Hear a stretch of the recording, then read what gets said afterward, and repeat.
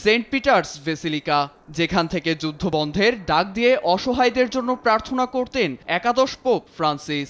সেখানে যুদ্ধবিরতি নিয়ে 15 মিনিট একান্ত বৈঠক সারলেন মার্কিন প্রেসিডেন্ট ট্রাম্প ও ইউক্রেনীয় প্রেসিডেন্ট ভলোদিমির জেলেনস্কি। ওয়াশিংটনে ওভাল অফিসে উত্তপ্ত বাক্য বিনিময়ের পর শনিবার ভ্যাটিকানে প্রথমবারের মতো সরাসরি আলোচনায় বসেন তারা। ইতিবাচক ফলাফল এলে বেসিলিকার বৈঠকটি ঐতিহাসিক মুহূর্ত হয়ে থাকবে বলে মন্তব্য করেন জেলেনস্কি।